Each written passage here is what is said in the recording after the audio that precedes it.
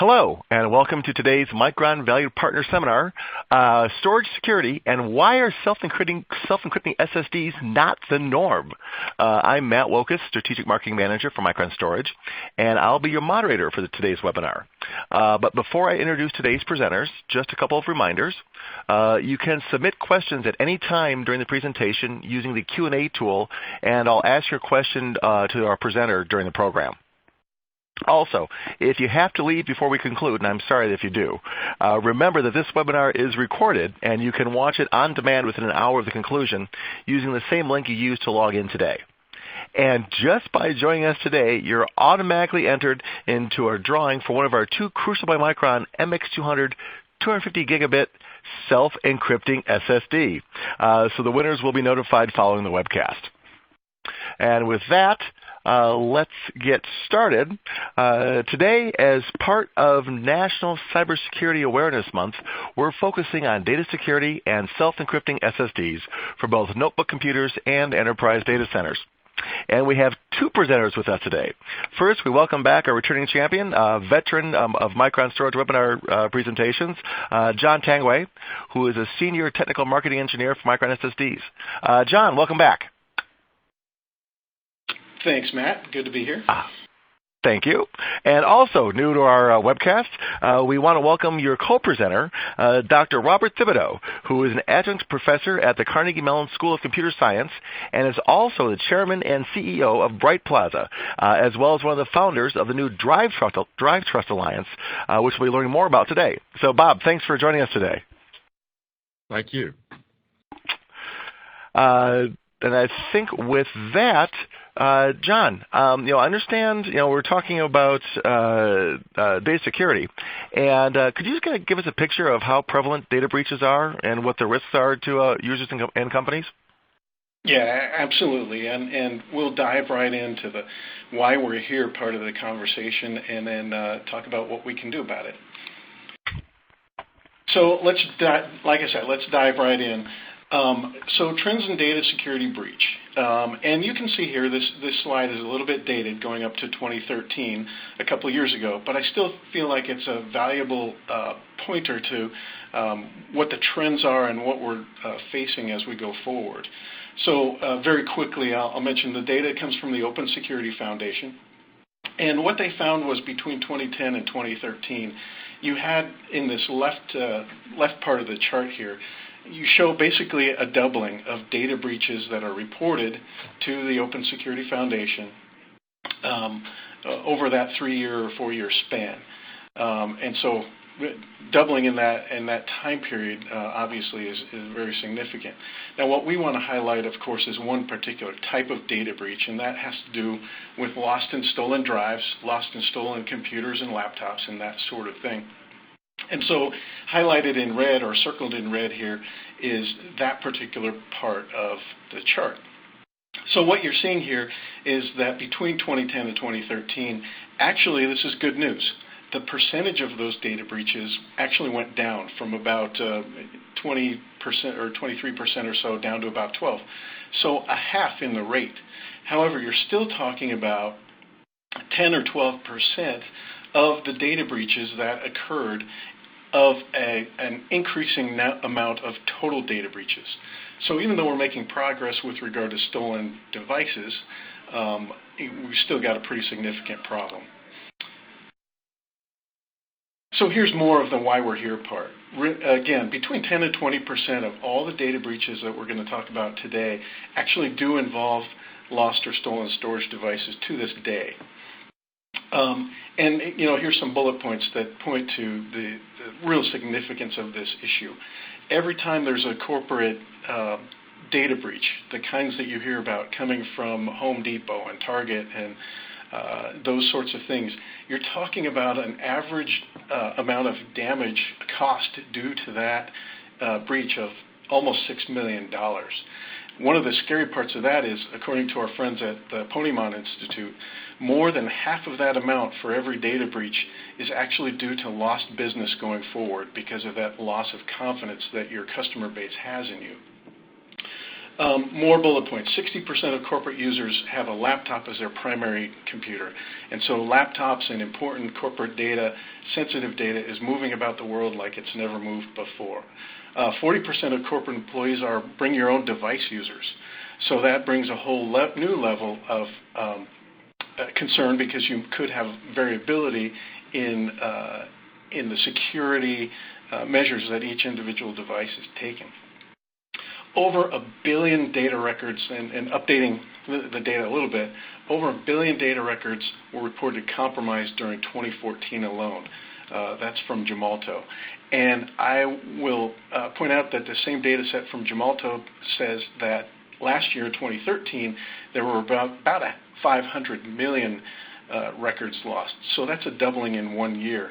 You can only imagine what's going to happen going forward now that we're in 2015 and on into the future.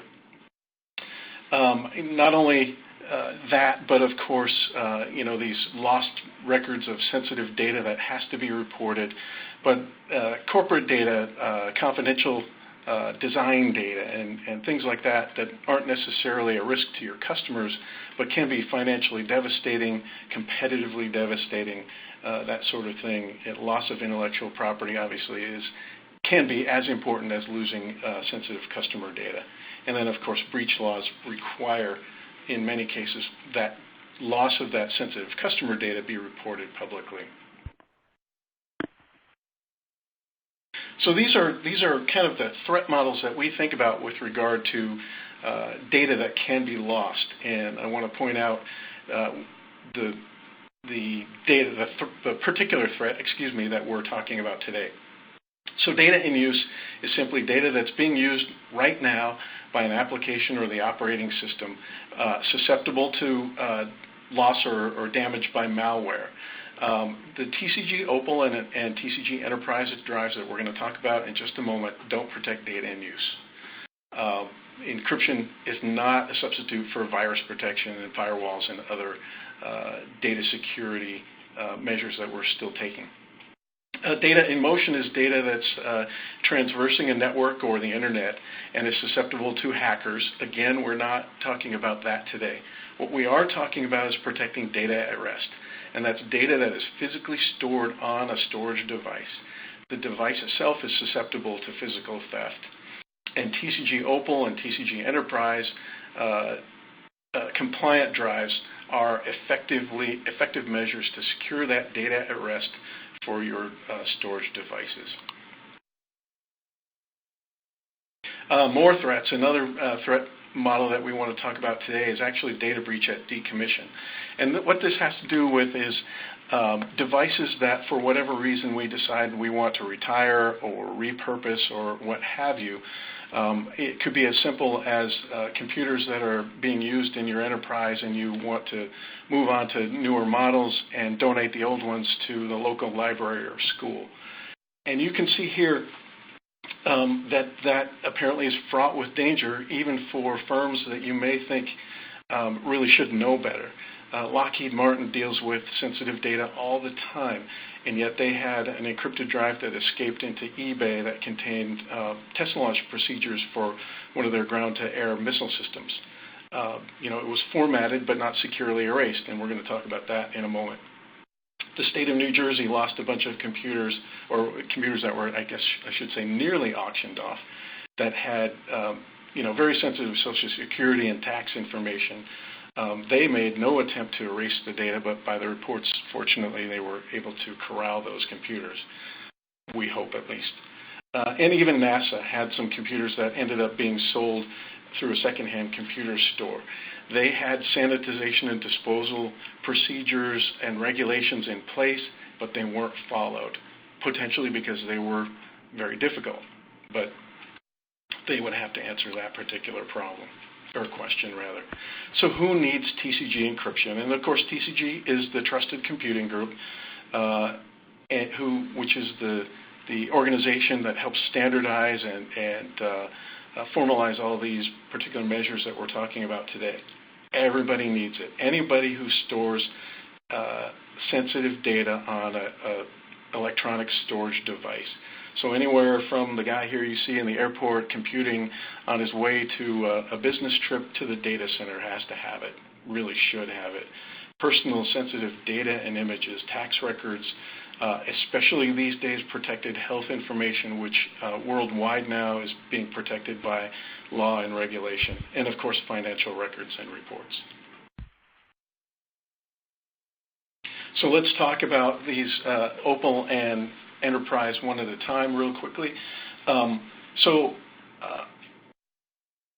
For client drives, for client computing, mobile computing in particular, we follow the TCG Opal specification.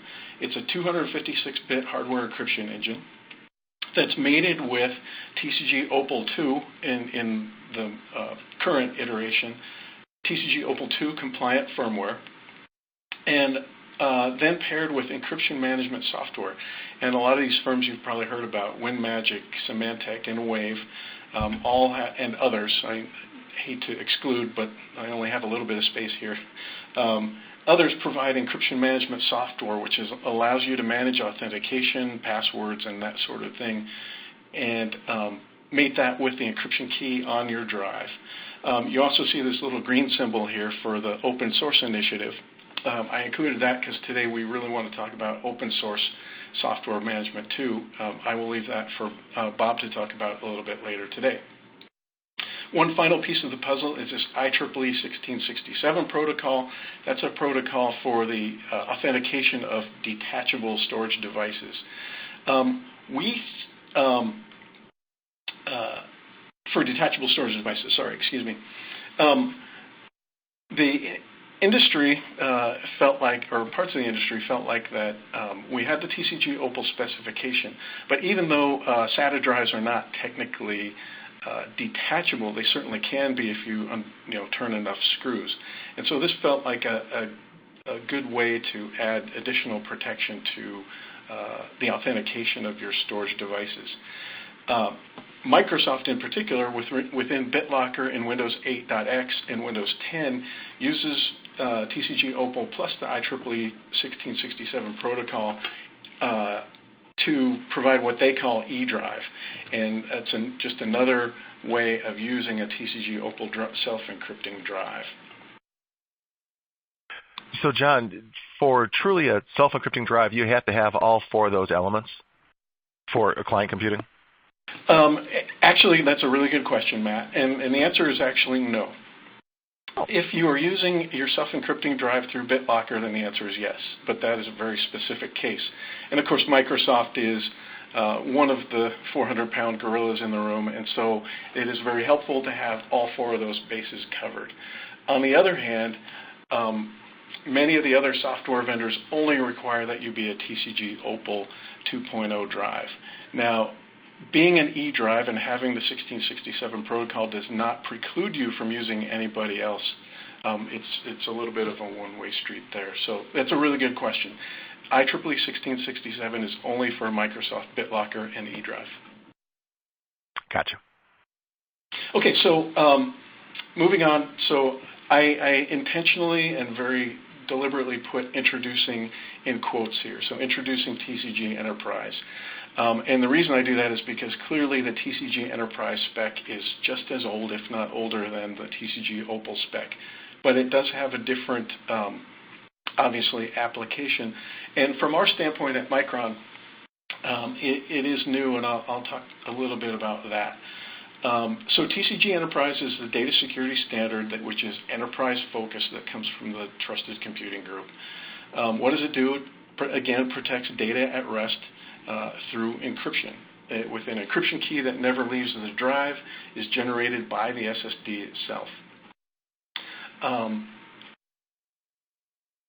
then the key question here is, what is the difference between TCG Enterprise and TCG Opal? Well, there are many, but for our purposes here today, I think the big difference is that TCG Enterprise does not include what's known as pre-boot authentication. It doesn't require a shadow MBR like the Opal specification does. And so that makes it a lot easier to implement in RAIDs and JBODs and other disk arrays that you can think of. So TCG Enterprise we'll touch on a little bit later, but really we're focusing mostly today on TCG Opal. So I mentioned the issues that some people have had with data breaches because of failing to properly erase drives when they're being decommissioned or repurposed, retired, or what have you. So this is where sanitize comes in, and sanitize is a technical term that is used in both the serial ATA spec as well as SCSI and PCIe data storage protocols. Is a method of completely erasing data, or maybe more specifically, a command to tell the drive to completely erase the targeted data.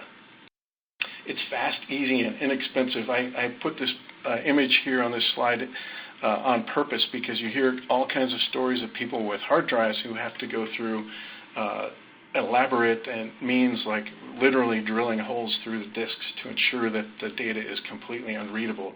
That becomes unnecessary in a world where sanitize is supported. So be sure to look for that command to be supported by your drive. In particular, sanitize crypto erase is a process where you can rapidly destroy data by simply changing the encryption key. So that 256-bit encryption key is changed at an ATA command, and the data is effectively gone. Even though the bits are still there, they're pretty much unreadable by any means that we know. And then sanitize block erase takes that a step further. In our drives in particular, we actually, if we get issued a sanitize block erase, we'll go ahead and wipe the encryption key as well. But then we take the additional step of completely zeroing out all the user space on the drive and including over-provisioned space. So that is an additional level of security in case somehow or other you came up with a quantum computer that actually could break a 256-bit encryption key or some other magical means. Then the bits are gone. And this process, instead of taking a few seconds, takes maybe a minute or more, even for a terabyte SSD. You may hear of sanitize overwrite. Sanitize overwrite is a command that's intended for HDDs where they actually do have to overwrite the data. And a little note here, sanitize is now accepted as a data purge method from NIST, the National Institute of Standards and Technology, in special publication SP 800-88, now in revision 1. It recently went to revision 1 from a draft. And these sanitize commands are covered as acceptable means to purge data from storage devices. So real quick, here's my very quick couple of slides of product pitch, and then I'll hand it over. In client, we have a couple of different solutions today. Our Crucial by Micron brand, which is essentially our consumer or retail brand, has the MX200. On the other hand, on the Micron side, for OEMs and integrators, distribution, and that sort of thing, we have the M600. Both are AES 256-bit encrypted TCG Opal 2 drives, and both are currently compatible and tested with Windows 10 BitLocker eDrive. That goes back to Windows 8 as well. Finishing off my little product pitch, encryption in the data center. We want to talk about a couple of products here. The S650DC is soon to be launched within the month of November, and is our enterprise SAS drive for mission-critical database applications.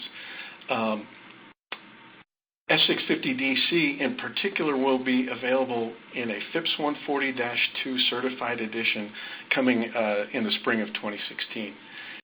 Currently shipping today is our data center SATA drive, the M510DC, really intended for read-intensive cloud and Web.2 type applications. Significant about the M510DC and its sister drive, the M500DC, is that we are currently the only SSD that is self-encrypting drive in the SATA space. So there are no other SATA SSDs that are TCG Enterprise compliant, at least for now. Finally, one final slide, and then, like I said, I'll hand it over. Matt mentioned that this is Cybersecurity Awareness Month here in the United States. We're wrapping it up as we hit the end of October.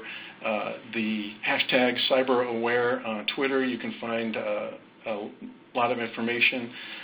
StaySafeOnline.org is the organization, the kind of umbrella organization that manages Cybersecurity Awareness Month. And here's a URL on Micron.com, which is essentially our landing page for a lot of these security issues. And that will be growing in the future as we develop more information to share about security. Finally, I'll segue over to Bob and the Drive Trust Alliance, a brand new organization intent on fostering the use of SEDs, particularly notebook applications, but elsewhere as well. The DTA intends to reverse this trend that we're talking about here, where at least 90% of the SSDs sold include encryption capabilities, but only 10% are being used as such. So we're hoping to educate the public that these products are available and out there now. We are a charter sponsoring organization joining here at the launch during this month of October, and so we're really proud to be a part of this alliance.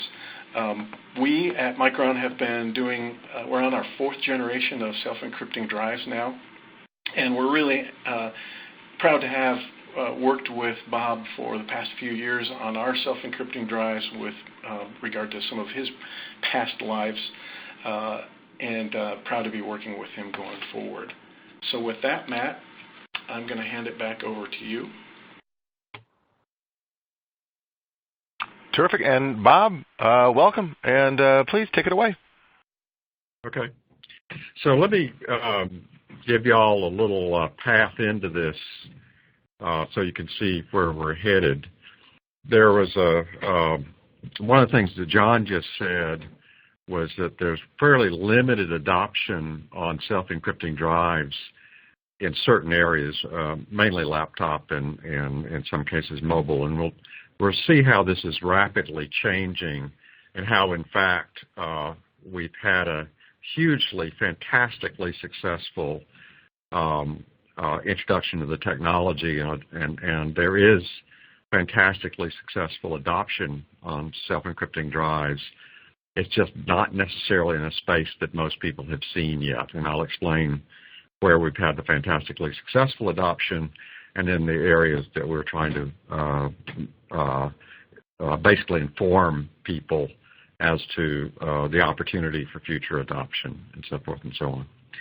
So the Drive Trust Alliance is really established as an internet hub to educate the public, and this is public including everything from consumer to enterprise worldwide, and provide basically an unbiased, extensive reference for all IT departments in the world on SEDs and advantages of them.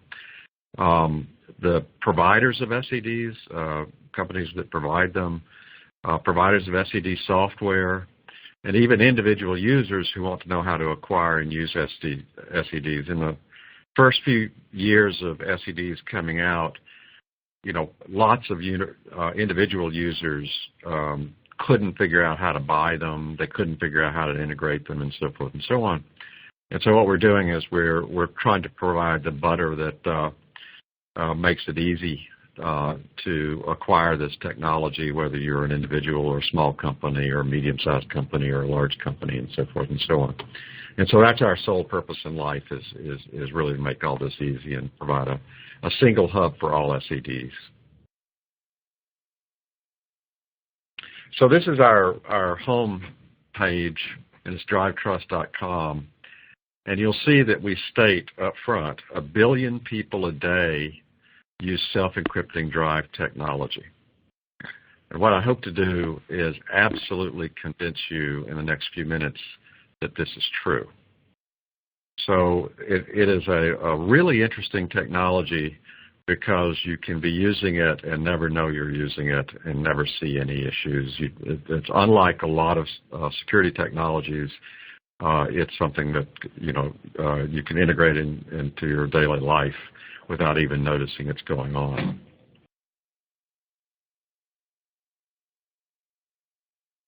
So one of the ways that, and John was mentioning this, the SED technology, its fundamental purpose is to help us control data leakage. Today, we're sort of right in the middle of what you could call the age of uncontrolled data leakage, where as human beings, we are working to make sure that data doesn't leak. It's going to take us a few more years, okay, but we are actively, dealing in both the technology, the legal world, and a variety of other places to control data leakage, which is unwanted possession of data by somebody that you didn't want to have access to that data. Okay. Several areas that are sort of interesting is in forensics and digital evidence, you see this sort of young stuff. You'll see cases where courts or policemen are taking data and are not supposed to. The law is still working its way out to make sure that people's privacy is and corporate privacy is correctly protected. Oddly, corporate collections, Google, Yahoo, Microsoft, Amazon, all these guys are collecting data on you. And, quite honestly, we have to figure out how to control those things too. Okay, and you'll see that in a second. There's a great thing that Snowden released, which is the NSA ANT catalog, which is a catalog of programs that NSA developed to actually spy on corporations and spy on all kinds of people in the world and so forth and so on. And it's a cool catalog. You can Google it. It's not classified anymore because it's been made public. Okay. Ransomware out of Russia is a form of data leakage. Okay, most people don't realize it. It is extremely sophisticated, and at this point, the FBI is basically telling anybody who'll listen that if you're a company and you haven't been ransomed to the tune of $5,000 to $100,000, it's kind of range of the number, you will be. The sophistication of the software is unbelievably good, and self-encrypting drive technology can really help that. Sony, which was attacked by North Korea, nearly brought the company down. Okay, and they were exfiltrating data off of Sony, and this was about a year ago, and most of y'all will remember what was going on. The Office of Personnel Management, which is have the secret clearance records on 21 million people. Okay, and evidently all the records, including their clearance process, which involves their families, everybody they've met, every place they've gone in order to get the secret clearance. All of that data is now in possession of China, and that was a huge data leakage problem. So what's interesting about all of those is they're all phishing initiated. They all start by sort of getting you to click on something, and if you click on it, then they get the data. So the joke here is that Google does that all the time. Okay, so they get you to click on something and they collect information on you. And what we're trying to do is make sure that there's some control over this kind of stuff, and we're going to get there. SED drive technology is going to play a major role in it. So let me sort of explain what an SED drive concept is. The idea is that inside of the drive itself, there's a security subsystem that controls functions inside the drive, including special hardware that can encrypt and decrypt data through the data sync and source and the non-volatile storage. But this is a self-protecting device, and so you can't take the device out of whatever you've got it in and put it in something else and read it. You have to know essentially the credentials to gain access to that data. and you'll see that the definition of a self-encrypting drive means that even if you have physical possession of the drive, you can't get at the data. So this is a definition of an SED, and since I'm the inventor, I get to write the definition. Okay. The device uses built-in hardware encryption circuits to write and read data in and out of non-volatile storage. So as the data is written to the storage, non-volatile storage, it's encrypted, and as it's read back, it's decrypted. And all you ever see is a regular storage device that seems to read and write plain text data, but is in fact encrypting it on its way to the non-volatile media.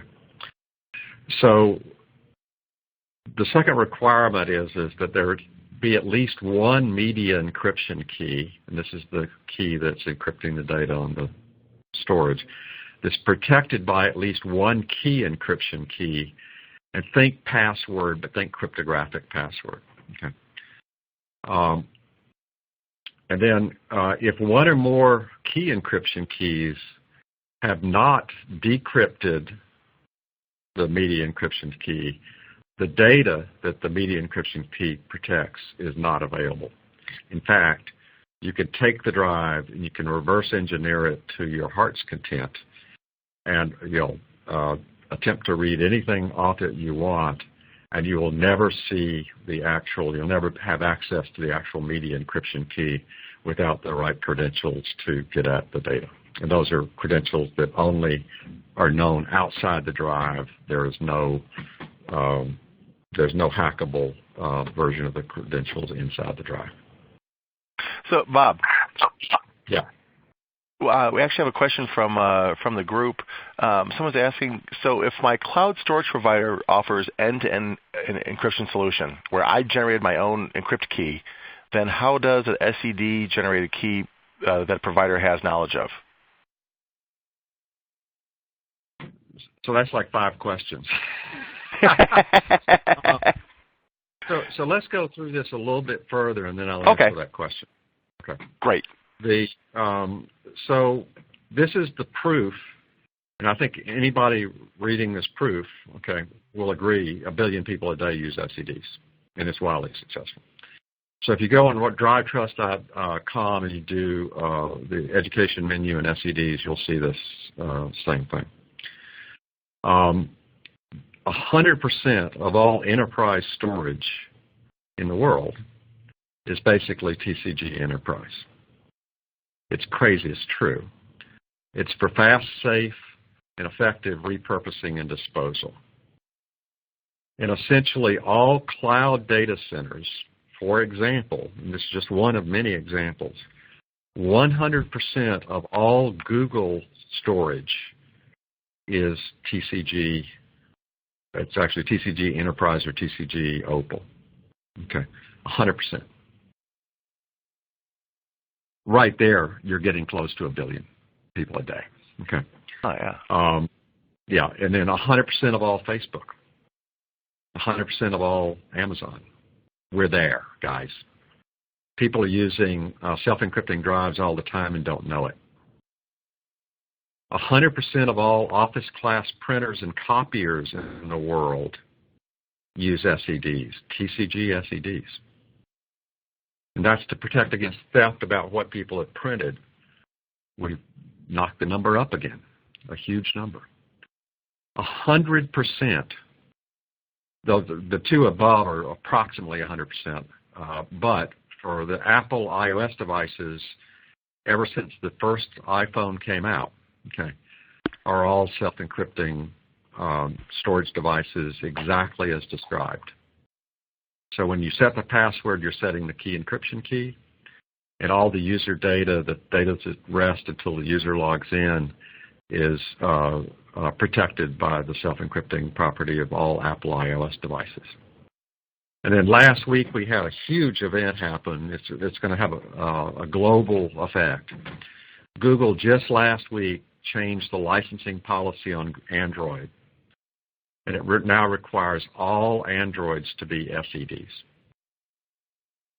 to get the Android license. This is huge. we're now way beyond a billion. Okay. 100% of all SSDs that are currently being built in the office and not necessarily the consumer space, but some of it is in the consumer space, are essentially Opal, and Micron was one of the first companies to adopt the TCG industry standard SEDs for SSDs, and this is really due to the data sanitization problem for flash. Another number that people are stunned about is approximately 100% of all Western Digital USB hard drives are SEDs. And you may not think that's much, except Western Digital has a 45 or 40 to 50%, depending on which month you're in, global market share in USB hard drives globally. This is a large number of devices. There's a much smaller number of personal hard drives that are Opal or SEDs, and this is the real reason for the DTA is to now that we've had these huge, unbelievably large successes in the enterprise and the invisible world. Now we want to get people to be aware that they can protect all their own stuff. Small companies can, medium companies can, and so forth and so on. And it is true that Microsoft BitLocker natively supports eDrive, which is Opal 2.0 drives of all kinds. And part of what we've done on the BitLocker, on the Drive Trust site, is we're teaching people how to use Opal in BitLocker and so forth and so on. 100% of all the Opal drives supports an alternate way to feed it a key encryption key, which is called a SATA security password. That's in the pre-boot on essentially every laptop out there. And that means that you can actually buy an Opal drive and buy no software. It comes with the laptop, okay? And you can use it right out of the box with no software, and you'll get the same protections. More advanced storage like NVMe and other personal storage devices are being handled by the Storage Work Group right now, and this is an extremely active industry standard work group, and a lot because of all the success it's had that people don't know is really highly successful. So this is something to really take away, is to understand that, contrary to what some people say, SEDs have been wildly successful. You just didn't see it because the technology is the security technology doesn't impact you very much. So this is a slide from TCG Storage Work Group, and it sort of describes the advantages of self-encrypting drives over encrypting outside the drive. And, we can just sort of look through this. In terms of implementation, self-encrypting drives are transparent to the OS, applications, databases. It has automatic scalability. The bottom line is I can take a self-encrypting drive, for example, a USB one, and use it on a Mac or a Windows machine, and I don't need any software on the Mac or the Windows machine to use it. Okay, it's crazy. The rekey expose keys. So the bottom line is the media encryption key never leaves the drive, and all there is the authentication keys. So unlike software encryption, you never need to re-encrypt data. In software, for those of you who've experienced it, you're always facing this 24-hour re-encryption of the data. Should you need to re-encrypt it for one reason or another, it's crazy. Plus, you have to worry about what happened to where the media encryption key is, and whether or not something can steal the media encryption key. In self-encrypting drives, that key never comes out of the drive. In the recovery of data, the encryption keys don't leave the drives, so there's no need to track and manage them. In the case of encrypting outside, you have to track, manage the escrow encryption keys to maintain interoperability. When you retire the hard drive or the SSD, you simply delete the encryption key and replace it with a new one. And that's a command to the drive, and it says to the drive, forget the old one, get a new one. And drives are great random number machines. They're great at generating wonderfully strong keys. And so once you say that, you've done a sanitization, and the actual time frame for the sanitization is on the order of a microsecond or two. Otherwise, you have to go through a much larger process and so forth and so on.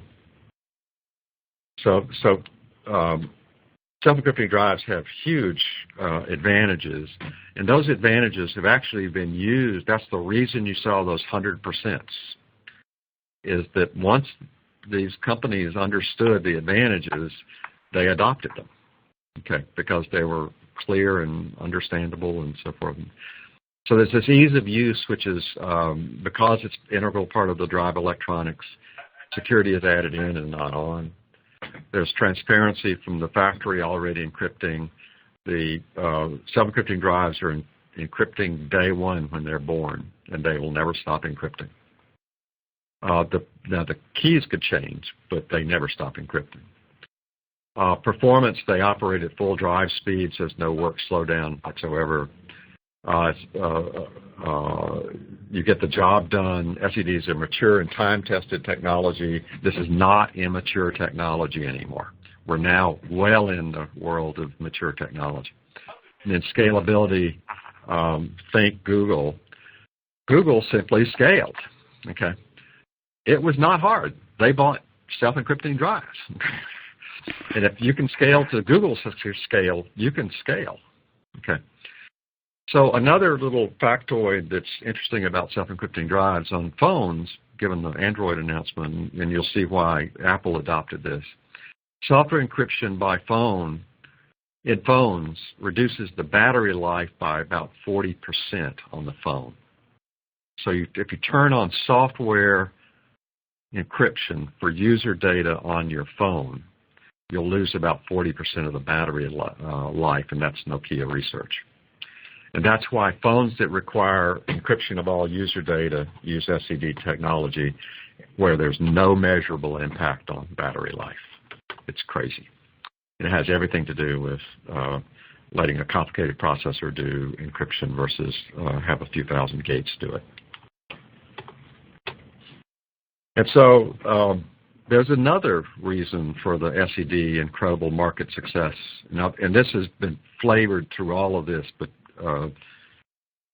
I've not been mentioning, is that international laws require data encryption, in particular in financial, healthcare, and personal information privacy. SEDs are easily the lowest total cost of ownership to achieve national and international regulatory compliance. And the companies that have seen this and used it know it. Okay.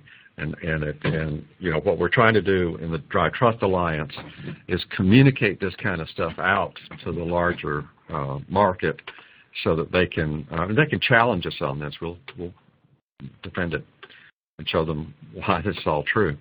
But the time has come to actually move this out into the more general markets from the ones that they started in. So here's a sort of a thing to think about in the future, which is the age of uncontrolled data leakage. There's something called ADAS, which is on modern cars. This is the Advanced Driver Assist Systems. This is the thing that's going to evolve into the automated cars. These modern cars, actually cars today, are collecting data on you all the time, all kinds of data that you might not want disclosed without using your key to start your car. Okay.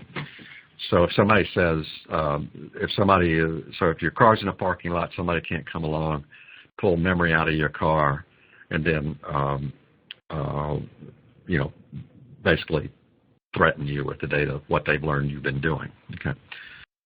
Every storage device in every car, and there will be many storage devices, need to be industry standard SEDs. So this sort of gives you all a picture of the future of this, and why we'll hit multi-billion, not just a billion people a day. So what the Drive Trust Alliance does. So we're business, but we're interested in moving the SED technology forward. And so what we're doing is off of our website, we're providing free education, marketing, public relations services, and so forth. We have an open source. We have the best open source for TCG, Enterprise, and Opal drives. And it's all under a GPL license. You can go and grab it, implement to your heart's content. If you want us to do custom coding services, we'll do that. Okay. And then we have compliance services having to do with these legal things. We're able to make the top legal referrals for what we call silver and above members to the Drive Trust Alliance. And so if you're looking to understand the compliance issues in great detail, or looking for advice on compliance and what you need to do to achieve compliance on a global basis, we have the people that can make the referrals to help you out. So that's sort of it. And so let's go back to that question. Yes. Bob, thank you. This is great information. Yeah, let me get here's the question again. So if my cloud storage provider offers an end-to-end encryption solution where I generated my own encryption key, then how does an SED generated key, or how does the SED generated key that the provider has knowledge of? So the way to think about this, what you're describing is more or less outside the scope of an SED per se.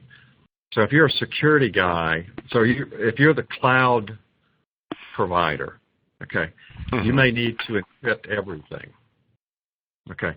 And then if a company is offering a local encryption off of somebody's laptop, okay, that's just simply layering essentially file encryption on top of full disk encryption, okay, and SEDs are the full disk encryption. So a property of AES and most of these, all the encryption techniques, is you can layer one level of protection on top of another, no problem, zero problem, as long as you decrypt in the reverse order you encrypted. It always works, okay. But the point is that as a security guy, we always say encrypt as many times as you can.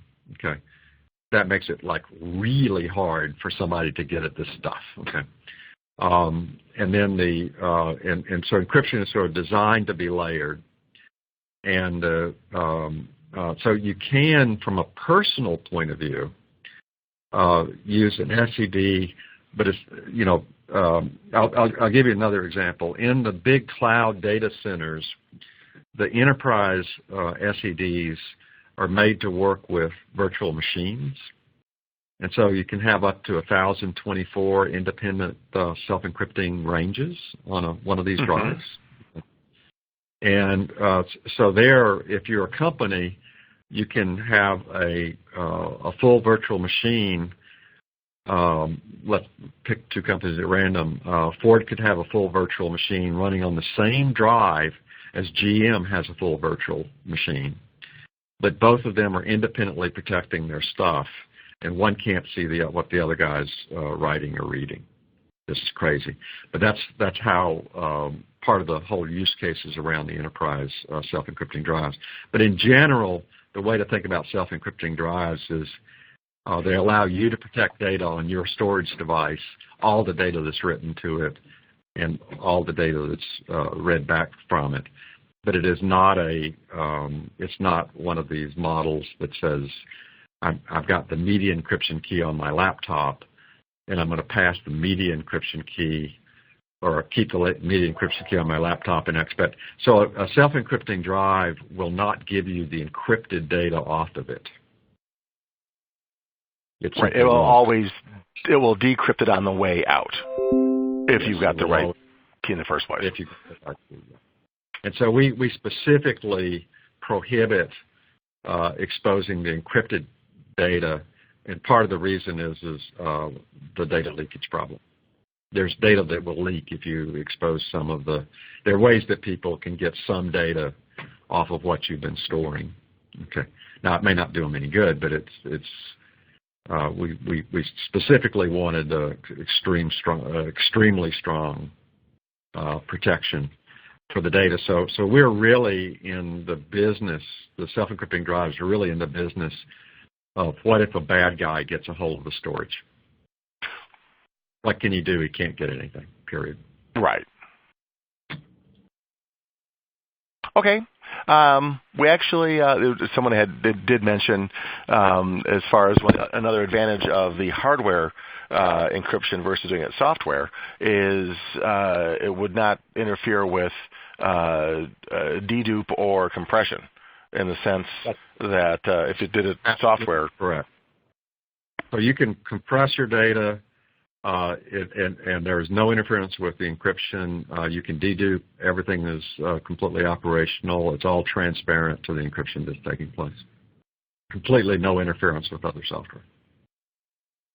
Okay, I think there's some time for just a few more questions. So if anyone still wants to ask some, please start using the Q&A chat window. But we do have some more coming up here. One here. So how do you see memory technology in the year 2018, the next couple of years, impacting security? So we obviously believe that self-encrypting drives. You won't be able to name a memory device that doesn't provide this kind of capability, because the capability provided inside the memory device is so much nicer from a TCO, total cost of ownership perspective, than having any of the encryption outside the device. And as devices get less expensive and there's more and more storage in more and more different places like cars and so forth and homes, the default should be all of them should always be self-encrypting. If there's nobody in your house, somebody can come in and rob everything out of your house, all the storage devices you got in your house, and he's got nothing. Right. This is a good idea. This is not a bad idea. If you've got a remote office in, some place in the world, okay, and people come in and raid your office, they'll get the physical devices, but there's no hope for them ever getting the data off of them. Yeah, Matt, I would add this to that. So obviously Micron and other folks have a lot of new technologies coming out, now and in the next couple of years and in the next few years. And one of the things at Micron we've always stressed is that with regard to the functionality of our storage devices, we really want to be media agnostic. So all these protocols that we deal with, the AES 256-bit encryption engines and the TCG Opal protocols, should, in the main, just not care about what the underlying media type is. And so a lot of people probably know that Micron and Intel are coming out with a new media that's known as 3D Crosspoint over the next, in the near future, I'll just put it that way. And we will be able to use all of these encryption protocols right alongside, our current NAND flash and other media types. So all these things that are coming out new still obviously will need encryption, and the protocols are ready for us to go. Great. Yeah, that makes sense. I have another question here. Is there, so that'll be interesting, are there any use cases when an SED should be avoided? The only thing that you should avoid, or the only situation you should avoid, is if it's legally not allowed. And so there are geographies out in the world where the controlling agencies, I guess I'll put it, just don't want, for example, individual users to be able to encrypt their data. So if it's legally prohibited, then you should avoid it. But otherwise, from a use case standpoint, from a technical use case standpoint, there's really no reason not to use a self-encrypting drive. Yeah, and we at the Drive Trust Alliance, we believe that once properly educated as to what a self-encrypting drive really is, so it is not a device that can be used as an encryption engine for data that goes over the web, right? You can't use a drive for something called encryption as a service. And as we've been working with these countries that are worried, once they realize you can't use it as encryption as a service, then they have multiple ways that they can, make sure they can gain access to data from people for legal reasons and so forth and so on. But the benefit to their own business infrastructures is so huge that as we work with these guys, and that's part of the mission of DTA is to get the adoption up, is to inform them and get them to understand, despite what they might think these drives do, once they understand what they really do, then they come back and basically say, yeah, people don't understand. We'll try to explain it and so forth and so on. So. Okay, we got just time for me one more question, maybe two. This is a good one. Do TCG SEDs support verification of data sanitization and media encryption that can be verified by a third party? Otherwise, the end user has to blindly trust that the drive firmware is properly doing what it's supposed to do. So on the Drive Trust website, last January, I was personally involved, and another person at Bright Plaza, Michael Willett, was personally involved. The last 3 years, we've been working on something called Common Criteria Certification for SEDs. Okay, and as of January, the version 1 protection profile, and it comes out with a independent verification technique that I developed when I was at Seagate. Okay. And it's now made that a global standard for doing exactly that kind of verification. And it's written up. There's a link off of the Drive Trust website to the protection profile that's now public. And it shows you exactly how you do that. Okay, so third parties can then verify that the drives are doing what they're supposed to do. Absolutely. And there's a technique for allowing you to have a high degree of confidence that you can check that and a third party can check it. Yes, absolutely. Okay, and the last question. So to be considered an SED, does the drive require OPAL, or just having the AES encryption be considered enough? So we're if you notice from the definition of SEDs, there was no statement in the definition that it even has to be AES. Okay. Now, you'd be wise to try to make sure it's AES, but numbers of these platforms, for example, the iOS platform is completely proprietary. It works. It is an SED, and it is AES. It happens to be AES, but it doesn't use the TCG interface spec. So they developed their own proprietary spec, and as long as they follow our basic rules, we're not going to sit there and say you're not an SED because you're not using TCG.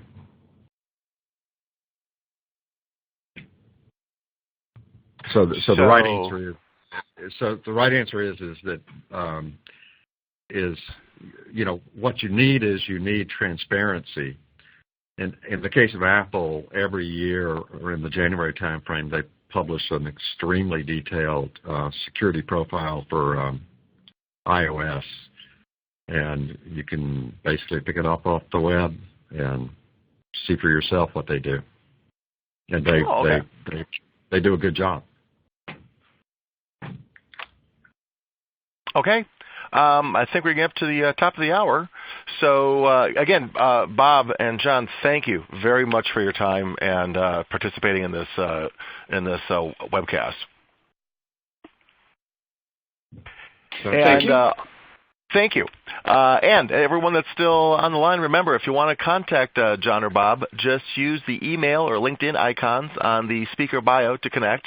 Plus, you can also follow all of Micron's flash storage activities using the @MicronStorage on Twitter. And also, be sure to visit drivetrust.com.